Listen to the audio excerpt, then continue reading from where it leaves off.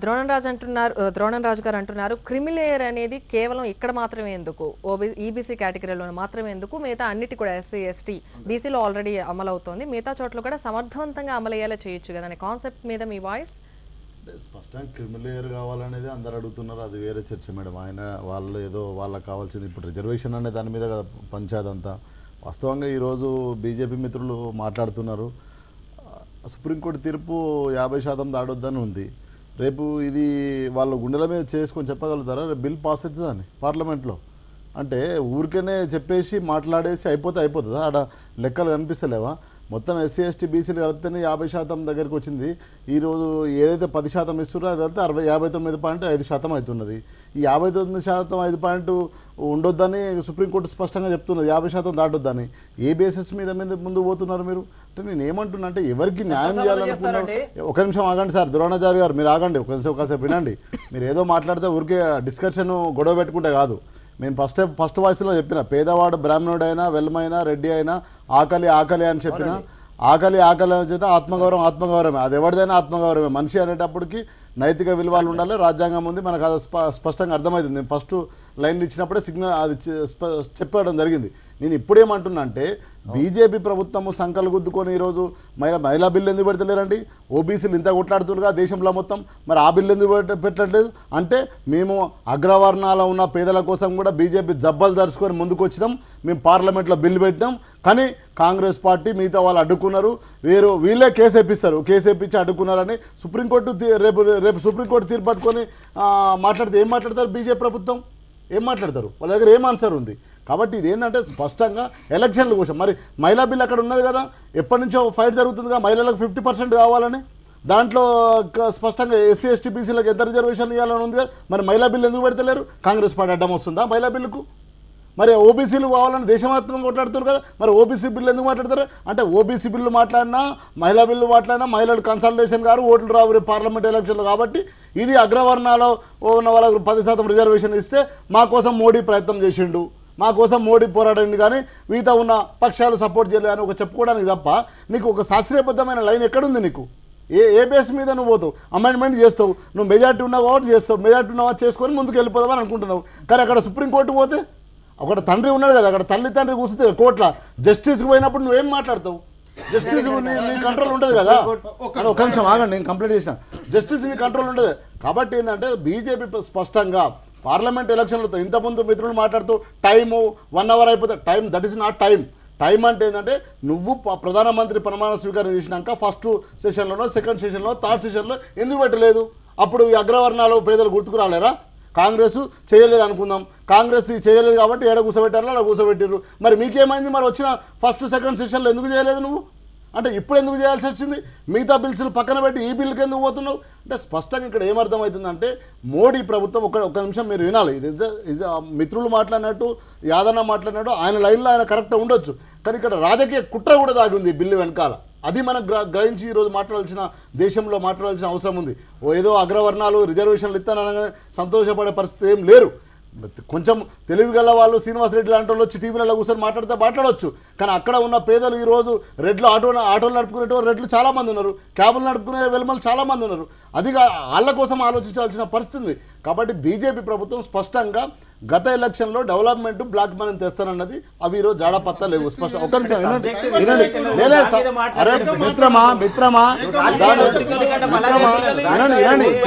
Srinivasa Reddy garu come to that point Srinivasa Reddy garu ఏమంటుందంటే ఈ bill వెనకాల రాజకీయం ఉంది నువ్వు గుర్తు చేసుకో నువ్వు ఒక మాట చెప్పమా బీజేపీ ప్రభుత్వం చెప్పమను ఇప్పుడు శ్రీనివాసరెడ్డి గారు ఇప్పుడు రేపు బిల్లు పెట్టిన తర్వాత శ్రీనివాసరెడ్డి గారు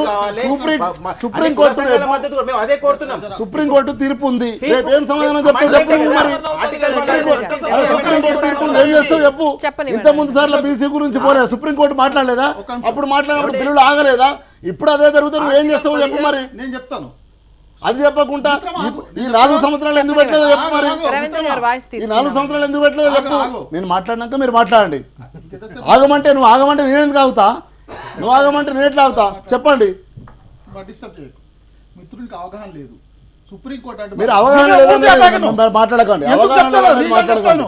మీరు అవగాహన లేదా అసలు మీరు అవగాహన లేదని మాట వాపస్ తీసుకోవాలి. బీసీ యాదవ్కు తెలుసు తెలియదు, బహుశా మోడీ గారు ముఖ్యమంత్రి అయిన తర్వాత ఓబీసీ అయ్యాడు, బిఫోర్ ఉన్నాడా ఓబీసీ? తన కులం ఓబీసీలో ఉందా? అవగాహన లేదని మాట్లాడదు. మీకుంటే అవగాహన మీరు మాట్లాడండి, మీకుంటే అవగాహన మీరు మాట్లాడండి. మా అవగాహన మాకుంటది, మా నాలెడ్జ్ మాకుంటది. మేము ఉద్యమాలు చేసి వచ్చిన వాళ్ళం, ఊరికే వచ్చి మాట్లాడతలేము ఇక్కడ. అవగాహన లేదని ఒక మాట అంటే అయిపోతుందా? చెప్తాను, రీజన్ చెప్తాను. సుప్రీంకోర్టు అడ్డుపడతా అంటే సుప్రీంకోర్టు అడ్డుపడకుండానే పార్లమెంట్లో చట్టం పాస్ చేస్తారు, అది తెలుసుకోవాలి విషయం.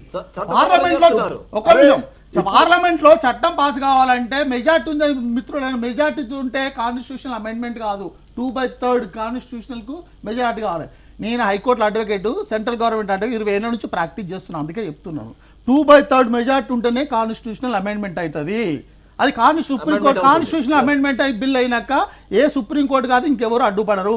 అందుకనే రేపు బిల్లు పెడుతున్నారు. నేను ఇదే అంటున్నా, అవగాహన మీకు మెజార్టీ ఉంది మీరు పెట్టేసుకుంటారు అని కాదు, 2/3. అది మీ కాంగ్రెస్ పార్టీ కూడా రేపు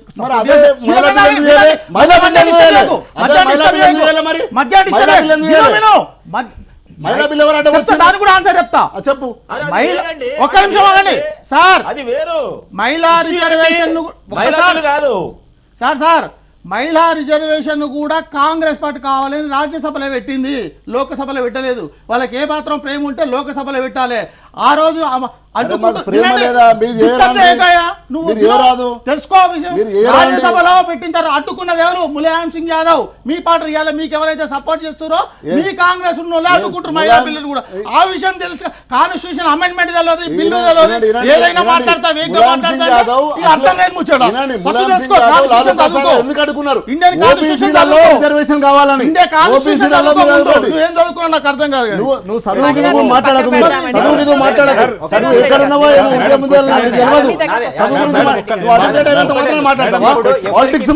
రిజర్వేషన్ పెంచడం వల్ల 10% రిజర్వేషన్ వల్ల బీసీలకు ఇబ్బంది కావట్లేదు, ఎస్సీలకు ఇబ్బంది కావట్లేదు, ఎస్టీ ఇబ్బంది. ఇది ఒకటైతే వాళ్ళు అమెండ్మెంట్ ఆర్టికల్ 15, 16 పెట్టుకొని తీసుకొస్తున్నారు.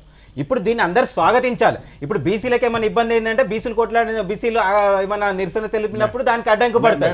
కానీ ఎవరికి ఇబ్బంది లేకుండా సో దానికి మాత్రం నేను అదే అంటున్నా, రాజకీయ పార్టీలు కూడా రాజకీయం చేయొద్దు, కుల సంఘాలు కూడా దీన్ని రాజకీయం చేయొద్దు. ఎందుకంటే ఇది ఒక అగ్రవర్ణ పేదల కోసం ఇస్తున్నారు, ఎకనామికల్ బ్యాక్వర్డ్ ఇస్తున్నారు. బిల్లు కూడా కాదండి.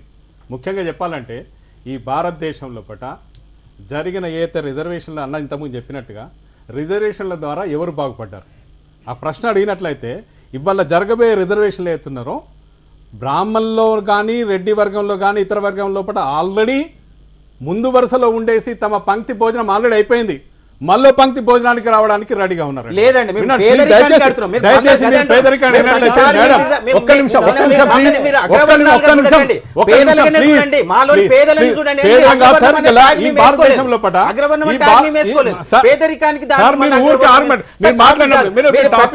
ప్రతి చర్చలలో ఇదే అవుతున్నది. ఏమవుతుందంటే అగ్రవర్ణాల రిజర్వేషన్లు ఎందుకంటే చర్చలు జరిగింది.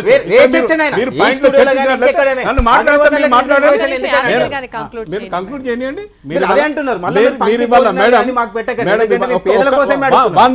పేదల గురించి అడుగుతున్నారు కదా, ఈ భారతదేశంలో పేదల లెక్కలు ఉన్నాయా తీయమనండి. ఈ భారతదేశంలో బీసీల లెక్కలు ఉన్నాయి, ఎంతమంది బీసీ లెక్కలు అడగండి. నూట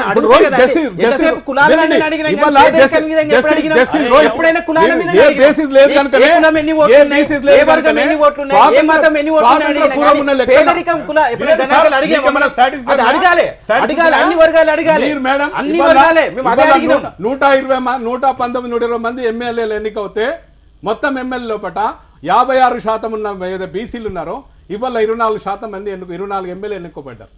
24 ఎమ్మెల్యేలు ఎన్నుకోబడ్డారు. మిగతా ఎవరు ఎన్నుకోబడ్డారండి? ఇది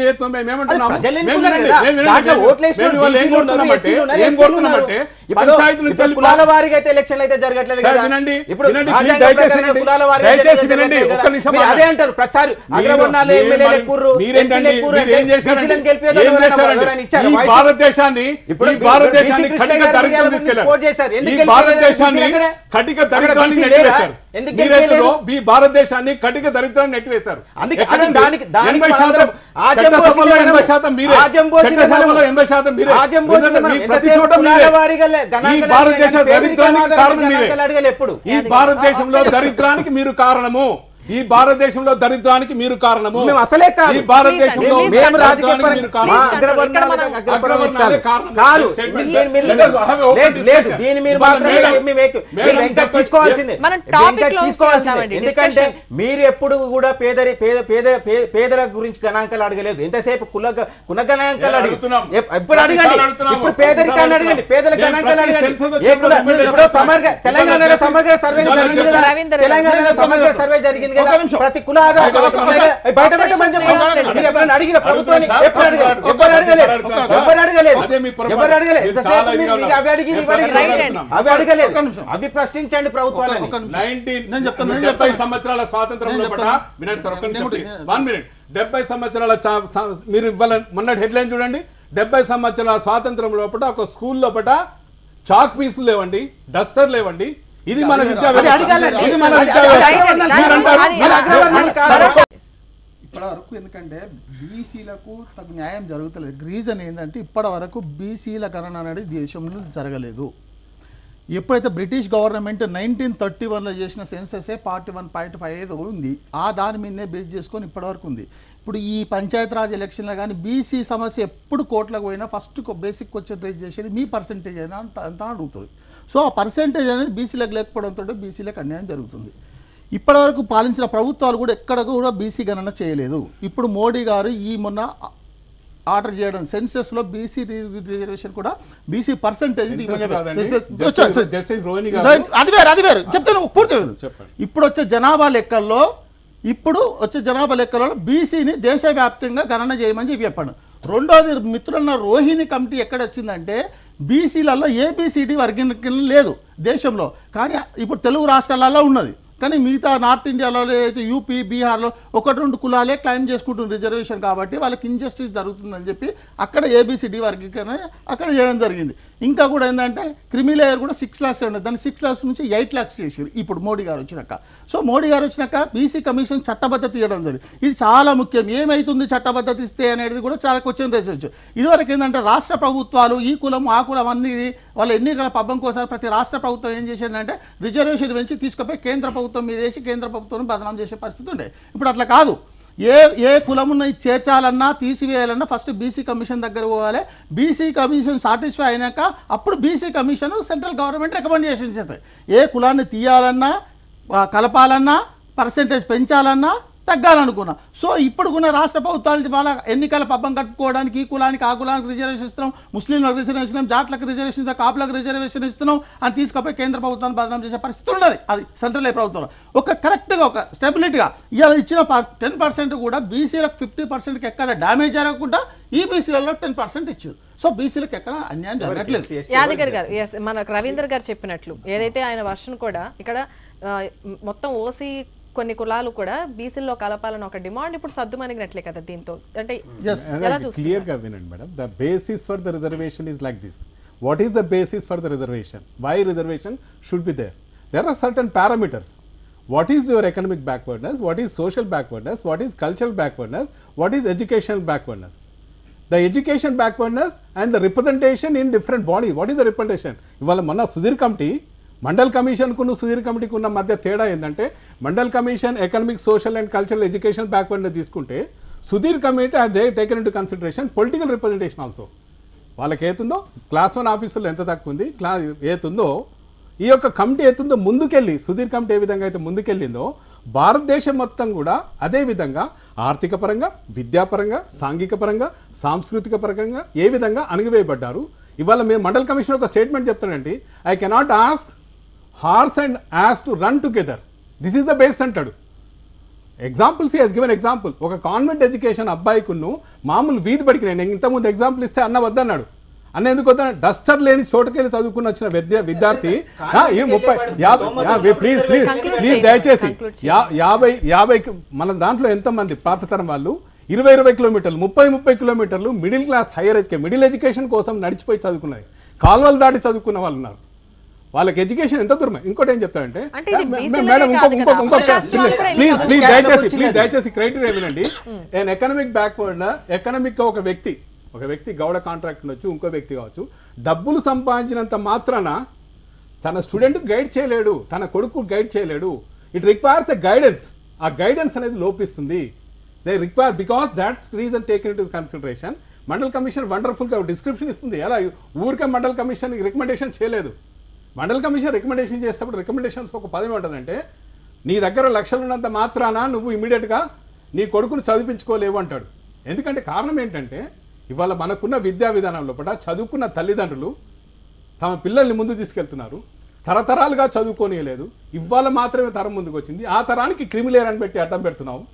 ఆ క్రిమిలేయర్ మేము అంటున్నాం, ఎస్సీ ఎస్టీలకు ఏ విధంగా అయితే క్రిమిలేయర్ లేదో బీసీలకు కూడా క్రిమిలేయర్ ఉండొద్దన్నాం. ఎందుకన్నామంటే కారణం ఏంటంటే మీరు ఇచ్చిన రిజర్వేషన్ 20 సంవత్సరాల తర్వాత కూడా మీరు ఇచ్చిన రిజర్వేషన్ చేరుకోలేకపోతున్నాం. సెంట్రల్ గవర్నమెంట్ జాబ్స్ లోపల మీరు 27% రిజర్వేషన్ ఇస్తే ఇప్పుడు గణన చేస్తున్నారు. ఒక క్లారిటీ ఇప్పుడు గణన ఏం చేస్తున్నారు మేడం? జస్టిస్ రోహిణి కమిటీ కూడా 200 కోట్లు అడిగేది. It is she has requested. ఆమె ఏడిందంటే సెంట్రల్ గవర్నమెంట్ యొక్క సోషల్ వెల్ఫేర్ మినిస్టర్ ఏమడిగిందంటే ఈ ఓబీసీ లోపల ఏబిసిడి వర్గీకరణ కోసం like sample survey she is doing. మేమేమంటున్నాము, శాంపిల్ సర్వే కాదు, you do the total survey, population survey అంటున్నాం. శాంపిల్ సర్వే చేస్తే ఏమవుతుంది? 200 కోట్లు. It is sample survey sir, please kindly go through the document. It is a sample survey. 200 కోట్లు అడిగింది ఆమె. 200 కోట్లు మినిస్ట్రీ శాంక్షన్ అడిగింది ఈ గణన కోసం.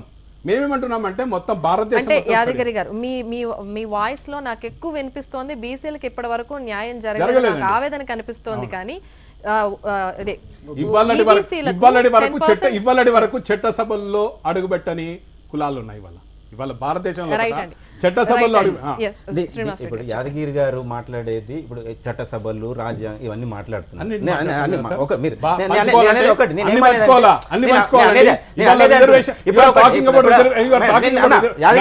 పంచుకోదలుచుకుంటే పూచిక పుల్లతో పంచుకోవాలి. మాకు ఆర్గ్యుమెంట్ కొద్దిగా నచ్చదు. ఇక్కడ వాళ్ళు మేధో సంపద అక్కడ ఇప్పుడు అగ్రవర్ణ పేదలు వచ్చి ఎమ్మెల్యేలు అయిరా, ఎంపీలు అగ్రవర్ణం వేరు, పేదలు వేరు. నేను అదే అంటున్నా, అగ్రవర్ణం అనేది ఒక ట్యాగ్. అది దానికి పేదలకు మీరు సంబంధం ఉండి మీరు మీ పేదలకు ఇస్తున్నప్పుడు మీరు అడ్డుపడడం ఎట్లా? ఇప్పుడు మీ దాంట్లో ఉన్నారు బీసీలలో, మీరు ఇప్పటివరకు చట్టసభలలో కొన్ని కులాలకు ప్రాతినిధ్యం, ఈవెన్ రిజర్వేషన్ కూడా ప్రాతినిధ్యం లేదు. ఇప్పుడు మీ దాంట్లో కూడా కొన్ని కులాలు ఉన్నాయి. ఇప్పుడు మీ దాంట్లో కూడా బీసీలలో ఈ దేశంలో భూ సంస్కరణలు ఏ విధంగా అమలైనాయి, భూ సీలింగ్ ఏ చట్టం అమలైంది, ఏ విధంగా అర్బన్ ల్యాండ్ సీలింగ్ ఎక్కడ అమలైంది, ఈ దేశంలో ఏ చట్టం అమలైంది, ఏ చట్టం అమలైంది అని చెప్పేసి భూస్వాములు అని కొత్తగా వచ్చిన ఈ దీని అమలు గురించి కూడా మీకు క్వశ్చన్స్ ఉండాలి కదా. అప్పుడు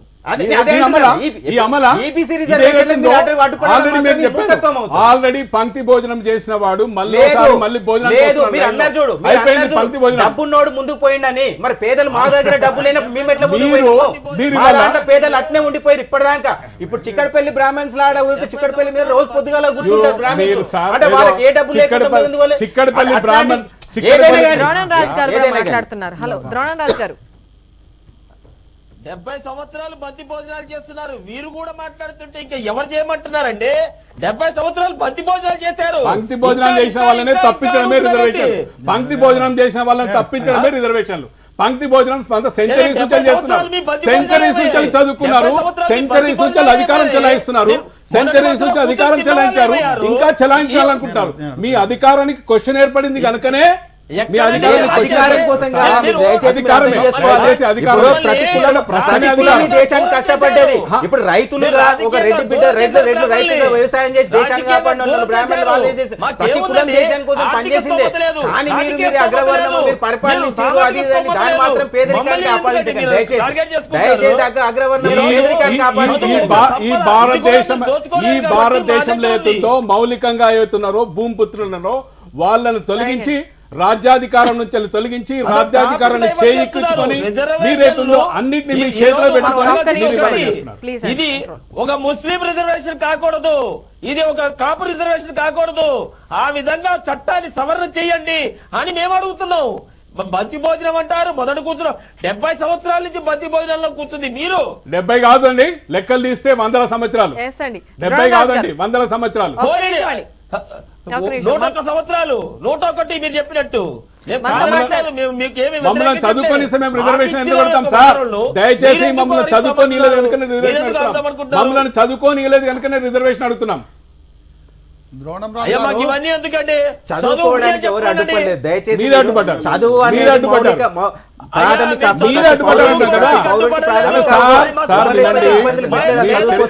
చరిత్రలోకి వెళ్తే పుస్తకాలు ఎవరి దగ్గర ఉన్నాయి? లేదండి, ఏం చరిత్ర ఎప్పుడు ఒకటే తిరుగుంటుందా? వారి స్పందన తెలియజేయడానికి ఎక్స్ఎంఎల్సీ కృష్ణారెడ్డి గారు ఫోన్ లైన్ లో సిద్ధంగా ఉన్నారు. కృష్ణారెడ్డి గారు, ఎస్ అండి, ఇప్పుడు అగ్రవర్ణ పేదలకు 10% రిజర్వేషన్ అనే అంశాన్ని మీరు ఎలా చూస్తున్నారు? అగ్రవర్ణానికి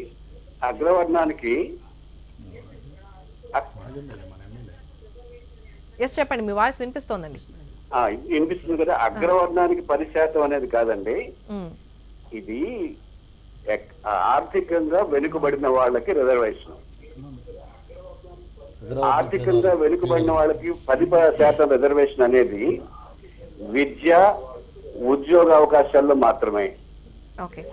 ఇది ఏ విధంగా కూడా ఎస్సీ, ఎస్టీ, బీసీలకి అవాంతరమైనటువంటిది కాదు. మామూలుగా ఇక్కడ ఎకనామికల్లీ బ్యాక్వర్డ్ అయిన దానికి ఒక నిబంధన విధించారు. ఏమిటి? ఆదాయము, లేకపోతే భూమి, ఇల్లు ఇంతకి మించి ఉండకూడదు అనేటటువంటిది ఒక క్రీమీ లేయర్ లాగా పెట్టారు. బీసీల్లో కూడా ఆ విధంగానే క్రీమీ లేయర్ అని పెట్టారు. మంచిదే.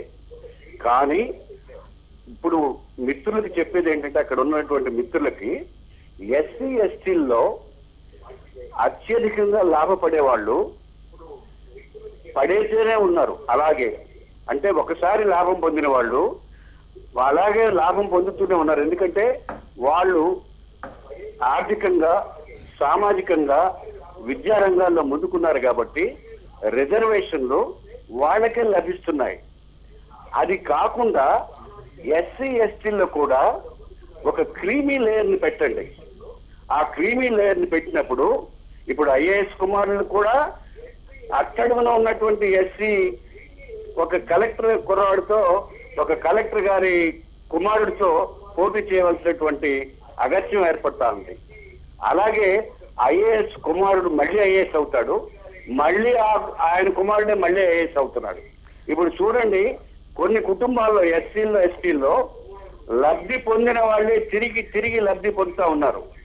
ఒక్కొక్క కుటుంబంలో ఐఏఎస్ స్టార్ట్ అవుతే మనమడు, కొడుకు, కోడలు వీళ్ళందరూ కూడా తిరిగి వాళ్ళకే రిజర్వేషన్ లభిస్తుంది. ఇప్పుడు చేయవలసినటువంటి బాధ్యత, రాజ్యాంగాన్ని ఇప్పుడు సవరణ చేస్తా ఉంటున్నారు, దానితో పాటుగా ఇప్పుడు రాజ్యాంగ సవరణ చేయండి. ఎస్సీ, ఎస్టీల్లో కూడా క్రీమీ లేయర్ తీసుకురండి.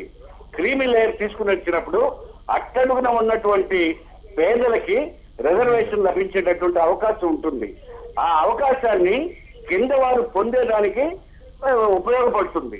అది చేయకుండా కేవలం బీసీల్లోనో లేకపోతే ఈబీసీలోనో పెట్టి వాళ్ళకు ఒక నిబంధనలు పెట్టడం కాకుండా అందరికీ ఒకే విధమైనటువంటి ప్లాట్ఫామ్ తయారు చేసినట్టయితే కింద ఉన్న వాళ్ళు తప్పకుండా లబ్ధి పొందుతారు. ఎస్సీ, ఎస్టీల్లో ఇప్పుడు మాట్లాడేటటువంటి వాళ్ళలో చాలా మంది క్రీమీ లేయర్ లో ఉన్న వాళ్ళే. ఆ క్రీమీ లేయర్ అనేది కొంతవరకు తగ్గించేదానికి ఎస్సీ, ఎస్టీల్లో కూడా ఇదే నిబంధన తీసుకొచ్చినట్టయితే అట్టడుగున ఉన్నటువంటి పేదలకి మనం ఈ లబ్ధి చేకూర్చిన వాళ్ళం అవుతాం. రవీంద్ర గారు ఒక క్వశ్చన్ అడుగుతారట కృష్ణారెడ్డి గారు. మీరు ఏ పార్టీ మాజీ ఎమ్మెల్యే సార్? ఏమండి, ఏ పార్టీ నుంచి ఎక్స్ఎమ్మెల్యే సార్? నేను ఎక్స్ఎమ్మెల్సీని కాంగ్రెస్ పార్టీ అండి.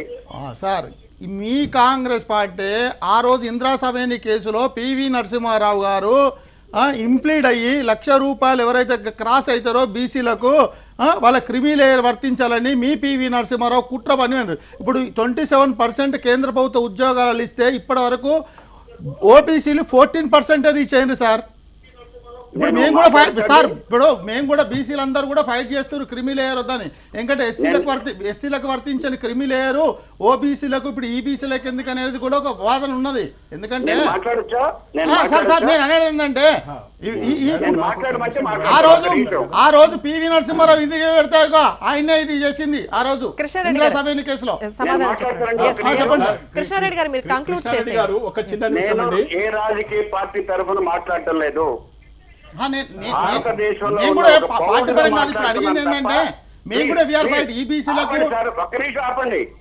నేను ఒక భారతీయుడిగా భారతదేశంలో ఉన్న పౌరుడుగానే మాట్లాడుతున్నాను కానీ నేను పార్టీ తరఫున ఏం మాట్లాడటం లేదు. మీరు సార్, పార్టీని మేము కూడా భారతీయ ఇది పౌరులుగానే మాట్లాడుతున్నాం పేదలకు సార్. సంబంధించినటువంటి వినండి సార్, విషయం. వినండి ఒక్క సార్, నిమిషం నేను యాదగిరి గారు కూడా ఒక క్వశ్చన్ అడుగుతున్నారు. వినండి సార్, ఒక ప్రశ్న వేస్తాం సార్. ఈ భారతదేశంలో సుప్రీం కోర్టు కంటూ ఒక మర్యాద ఉందా లేదా? సుప్రీంకోర్టు తన కాంక్లూడింగ్ రిమార్క్స్ లో ఏమందంటే రిజర్వేషన్లకు ప్రాతిపదిక వెనకబాటుతనము సమాన ప్రాతినిధ్యం ఉందా లేదా. ప్రాతినిధ్యం అనేది ఒక క్వశ్చన్, 3 పాయింట్స్ చెప్పేది, 3 points. The backwardness, inadequacy of representation, administration and efficiency. మూడిట్లో పట there should be an empirical study. నువ్వు వాళ్ళు వచ్చేసేసి అంటే ఏంటంటే క్షేత్రస్థాయిలో అంటే మీకు ఇస్తే మీకు ఏది అక్కర్లేదా? అంటే మీకు మీ వరకు వచ్చే వరకు సుప్రీంకోర్టు లేదా? మీ వరకు వచ్చే వరకు సుప్రీంకోర్టు ఉందా లేదా? ఈ భారతదేశంలో సుప్రీంకోర్టు ఉందా లేదా? మీ అభిప్రాయం తెలియజేసినందుకు ఈ భారతదేశంలో సుప్రీంకోర్టు యొక్క గైడ్ లైన్స్ ఉన్నాయా లేవా? ఎస్ అండి. ఫైనల్లీ మీరు ఇందాక అడిగారు మీ వాయిస్ ఆన్ దిస్, ఫైనల్లీ ఒక చిన్న లైన్తో కంప్లీట్. స్పష్టంగా ఏంటంటే ఇప్పుడు ఏదైతే ఈబీసీ బిల్లు ఈరోజు అగ్రవర్ణాల పేదలకు బీజేపీ ప్రభుత్వం పెట్టిందో అది స్పష్టంగా చిత్తశుద్ధితోని పెడితే ఏ ప్రజానికం కూడా దాన్ని స్వాగతిస్తుంది. కానీ ఓన్లీ రేపు జరగబోయే ఏప్రిల్లో పార్లమెంట్ జరిగే ఎలక్షన్లో మాత్రం పెడితే మాత్రం ప్రజలు చూస్తున్నారు. గతంలో ఎన్ని బిల్లులు ఉన్నాయో తెలుసు, పార్లమెంట్లో దేశ ప్రజలు చూస్తున్నారు. మహిళా రిజర్వేషన్ బిల్లు కావచ్చు, బీసీ బిల్లు కావచ్చు, ఏదైనా కావచ్చు, వాట్ ఎవర్ మేబీ బిల్స్ ఉన్నాయి. ఆ బిల్స్ మీద ఇప్పటివరకు బీజేపీ ఎలా స్పందించిందో, ప్రత్యేకంగా ఈ షార్ట్ టైంలో ఎందుకు చేయవలసి వస్తుందో, ఇప్పుడు ఎందుకు పెట్టిందో, అమెండ్మెంట్ చేసుకొని తీసుకురావాల్సిన పరిస్థితి ఎందుకు వచ్చిందో దేశ ప్రజలు చూస్తున్నారు. ఇది ఒకవేళ వాళ్ళ చిత్తశుద్ధితో పెడితే అందరూ స్వాగతిస్తారు. లేని పక్షంలో మాత్రం ప్రజలు ఏ విధంగా బుద్ధి చెప్పాలనో ఆ విధంగా బుద్ధి చెప్పే పరిస్థితి ఉంటుంది స్పష్టంగా. మేము కూడా ఇప్పుడు అన్ని రాజకీయ పార్టీలు, దేశవ్యాప్త రాజకీయ పార్టీలే కానీ, ఎస్సీ సంఘాలు కానీ, ఎస్టీ బీసీ సంఘాలు, మేము కూడా ఒకటి కోరుతున్నాం. ఇది ఎవరికి విరుద్ధంగా వస్తలేదు, ఎవరి కోటాని డ్యామేజ్ చేయట్లేదు. కాబట్టి దీనికి ఎవరు అడ్డుకు పడొద్దు.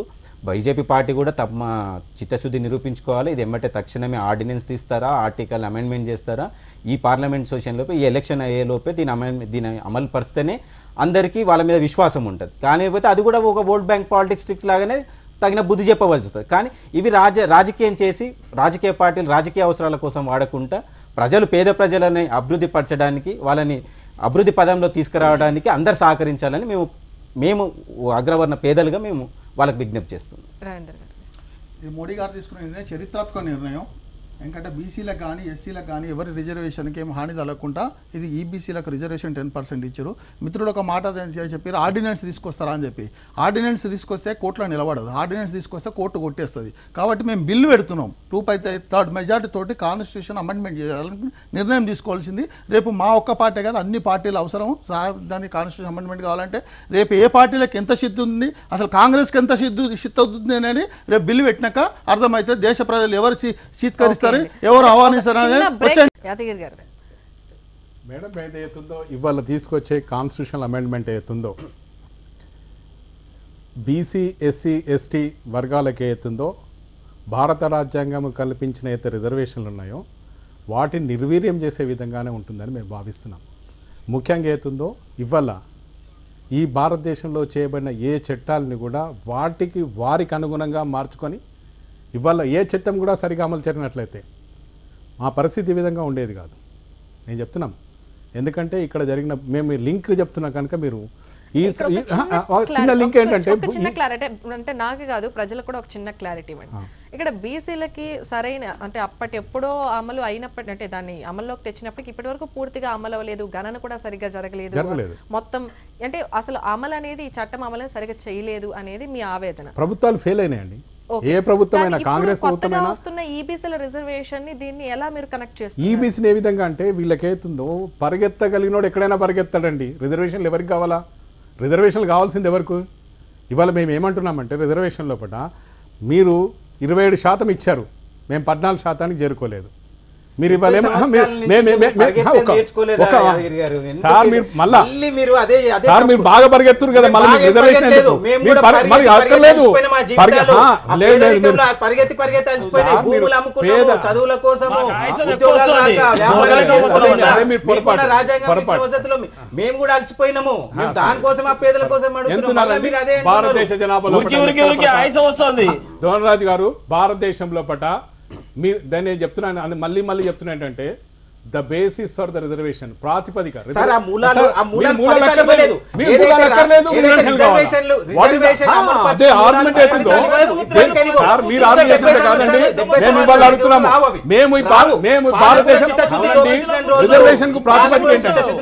ఫలితాలు రావు అందుకనే మనము ప్రజలుగా సంస్కరణ కావాలి ప్రజలు పాలకులు మెడల్ ప్రజలు పాలకులు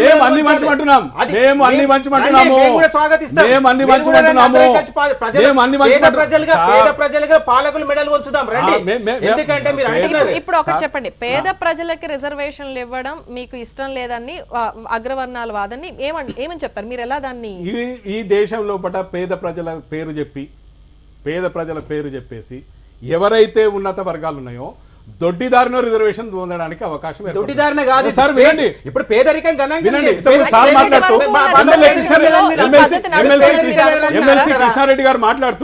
ఎమ్మెల్సీ కృష్ణారెడ్డి గారు మాట్లాడుతూ ఎకనామికల్లీ బ్యాక్వర్డ్ క్లాస్ అంటే అది ఓన్లీ ఉన్నత వర్గాలకు అగ్రవర్ణాలకు సంబంధించింది కాదు పేదలకు సంబంధించింది అని చెప్పాడు కానీ మీరు ఇవాళ చూడండి ఈబీసీ అవుతుందో నేను కూడా ఒక కాలేజ్ ప్రిన్సిపల్గా పనిచేసినాను ఈబీసీ అంటే ఎవరికి ఇస్తారండి other than BC and SC ST EBC claim చేస్తారు మా ముస్లిం వాళ్ళు కూడా ఈబీసీ క్లెయిమ్ చేస్తారు ముస్లిం కాదండి వినండి ప్లీజ్ దయచేసి వినండి మీరైతుందో ఈబీసీ అనేది చెప్తున్నారు ఇవాళ ఇంతకుముందు ఎమ్మెల్సీ గారు మాట్లాడుతూ కృష్ణారెడ్డి గారు మాట్లాడితే ఏమన్నారంటే దీంట్లో పేదలంతా పార్టిసిపేట్ చేయొచ్చన్నారు పేదలు ఎక్కడ పార్టిసిపేషన్ లేదండి all EBC reservation economically backward class is claimed by the other than SC ST BC ఇక్కడ భారతదేశంలో ఉన్న 90% మళ్ళీ వినండి సార్ ప్లీజ్ దయచేసి మళ్ళీ మాట్లాడి నేను మాట్లాడాను నన్ను 1 మినిట్ మేడం గారు టైం ఇచ్చారు టాపిక్ అండ్ డైవర్ట్ చేయడం మీ విధానం స్పష్టతగా చెప్పట్లేదు మీరున్నది 10% మీరు వినండి మీరు మొత్తం 10% మీరు ఉన్నదే మొత్తం 10% వినండి sir your total population is 10% your total population is 10% పేదల పాపులేషన్ చెప్పండి పేదల పాపులేషన్ అంటారు you want to include everybody your total percentage is 10%. Your total percentage is 10%. You want to take 10%, you take 10% and give our 90%. This is a simple argument. ఏ 90% అంటే ఇయాల తెలంగాణలో పట supreme court ఏం చెప్పారు 50% రిజర్వేషన్లని కులాల వర్గాల వారికి ఇచ్చింది కదా ఇప్పుడు 50% అయితే జనరల్ ఈ సుప్రీం కోర్టు ఏం చెప్పింది మేడం అంటే సుప్రీం కోర్టు వినండి మేడం జడ్జ్మెంట్ ఏం చెప్తాం సుప్రీం కోర్టు జడ్జ్మెంట్ ఇక సుప్రీం కోర్టు పేరు చెప్పి అంతా వక్రీకరించేసేసి ఇవాళ ప్రభుత్వాలు ఏం చేస్తున్నాయో సుప్రీం కోర్టు ఏం చెప్పిందంటే కేంద్ర ప్రభుత్వంలో ఈ రిజర్వేషన్ ఇస్తూ రాష్ట్ర ప్రభుత్వాలు they are empowered taking the local states మళ్ళీ మధ్య వచ్చేస్తారు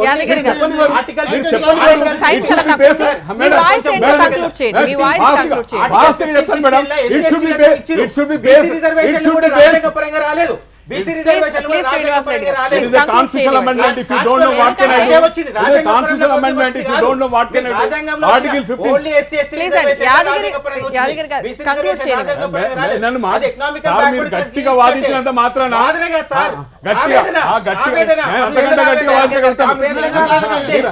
వినండి సుప్రీం కోర్టు జడ్జిమెంట్ అవుతుందో madam depending upon the local circumstances they can increase beyond the 50%. That is the Supreme Court judgment. And it should be based on not in that నేను ఇష్టం వచ్చినట్టు చేయడానికి వీలేదు రాష్ట్ర ప్రభుత్వం ఇష్టం వచ్చినట్టు చేయడానికి లేదు there should be empirical study అంటే ఏంటంటే మీకు నిజమైన జనగణన జరిగినట్లయితే యూ కెన్ గో బియాండ్ 50%. అదే అడుగుతున్నాం మేము ఇవాళ పంచాయతీరాజ్ యాక్ట్ లో యాదగిరి గారి ఆవేదన ఏంటంటే సక్రమంగా ఒక గణన జరగకుండా ఇప్పుడు ఇది ఇంప్లిమెంట్ అయితే నుంచి అన్యాయం జరుగుతున్న బీసీలకు మళ్ళీ అన్యాయం జరిగే అవకాశం రవీందర్ గారు ఏం చెప్తారో దీనికి చెప్పండి రిజర్వేషన్ అనేది సామాజిక వెనుకబాటుతనం నుంచి ఇస్తారు ఆర్థిక వెనుకబాటు నుంచి కాదు ఫస్ట్ బేసిక్ వచ్చాను అయితే ఈ రిజర్వేషన్ ఇట్లా వెచ్చుకుంటే ఏంటంటే సుప్రీంకోర్టు ఒక క్యాప్ విధించింది 50% కంటే దాటరాదు అని చెప్పి ఇదివరకు కూడా రాష్ట్ర ప్రభుత్వాలు It is ఈబీసీ 49.5. 50% దాట రాదని చెప్పింది. సో ఇదివరకు కూడా ఎకనామికల్ బ్యాక్వర్డ్ కింద ఆంధ్రప్రదేశ్, గుజరాత్ రాష్ట్రాలు కూడా ఈబీసీ కింద ఎకనామిక్ బ్యాక్వర్డ్ కింద రిజర్వేషన్ ఇచ్చారు. ఇస్తే సుప్రీంకోర్టు 1992లో కొట్టేసింది. సో ఇప్పుడు మళ్ళీ అది కాకుండా ఆర్డినెన్స్గా చట్టం రూపంగా ఇవాళ బిల్ పెడుతున్నాం పార్లమెంట్లో. ఈ బిల్ పాస్ అయినాక సుప్రీంకోర్టు ఏం చేయలేదు. సుప్రీంకోర్టు ఇచ్చిన జడ్జిమెంట్లు ఓవర్ రూల్ చేయాలంటే పార్లమెంట్ చట్టం చేయాలి, కాన్స్టిట్యూషనల్ అమెండ్మెంట్ కావాలి. ఎట్లా అంటే సార్ ఎవరు ద్రోణం రాజు గారు సార్ వినండి సార్, ఇప్పుడు మొన్న ఎస్సీ ఎస్టీ అట్రాసిటీ కేసులో ఇచ్చింది, దాన్ని చట్టం చేసినాము. అదే శబనాయిజీ కేసు ఇచ్చింది రాజీవ్ గాంధీ ఉన్నప్పుడు మెయింటెనెన్స్ కేసులో, దాన్ని ఒక చట్టం చేసిరు. సో ఇదైతే దాన్ని సుప్రీంకోర్టును ఓవర్ రూల్ చేయాలి. ఇలా తమిళనాడులో ఉంది 69% రిజర్వేషన్ ఉంది, దాన్ని 9th షెడ్యూల్లో పెట్టిరు. సో ఏదైనా పార్లమెంట్ ఇస్ ద సుప్రీంకోర్టు కాదు. ఇలా ఈ 10% ఇచ్చింది కూడా బీసీలకు కానీ ఎస్సీలకు కానీ ఎట్లాంటి హాని జరగదు, వాళ్ళ రిజర్వేషన్కు థ్రెట్ కాదు. ఇది ఎకనామికల్ బ్యాక్వర్డ్ రిజర్వేషన్, ఇది 10% ఇచ్చారు. చెప్పండి. ఇంతవరకు ఇచ్చిన ఈబీసీ ఏతుందో ద ఎకనామిక్ ఎడ్యుకేషన్ వినండి సార్, విద్యా ఉద్యోగాల ఈబీసీ రిజర్వేషన్ ఎవరు పొందారు? ఇంతవరకు ఇచ్చిన EBC reservation what ever the EBC scholarships given to whom? Simple చెప్పండి సార్, ఆన్సర్ చెప్పండి, ఒకటే ఆన్సర్ చెప్పండి. ఈబీసీ లోపల ఎవరైనా బీసీలు వెనుకబడిన వాళ్ళకి ఇచ్చారా? నా క్వశ్చన్ సింపుల్ ఆన్సర్ చేయండి సార్ ప్లీజ్. బీసీలకు వచ్చిన మళ్ళీ బీసీల వెనుకబడిన ఏమైనా స్కాలర్షిప్లు వచ్చినాయి అంతే. ఆ స్కాలర్షిప్లు కూడా ఏడిచ్చిరండి, పూర్తి స్థాయి ఏడు ఉంది, సాచురేషన్ బేసిస్ స్కాలర్షిప్స్ కూడా. రాజశేఖర రెడ్డి గారు ఈబీసీ ఫీజు రియంబర్స్మెంట్ పథకం ప్రవేశపెట్టారు. రిజర్వేషన్ లేదు, ఫీజు రియంబర్స్మెంట్ బిల్లు పరిస్థితి ఏంటో రేపు పార్లమెంట్ లో మనం చూద్దాం. Thank you so much Ravindra గారు, thank you so much Srinivas గారు, thank you so much Adhikari గారు, thank you so much Srinivas గారు, thank you so much Dronam Raju గారు, థ్యాంక్ యూ అండి. ఇది వాళ్ళ స్వతంత్ర భారతం అర్థవంతమైన చర్చా కార్యక్రమం. నమస్తే.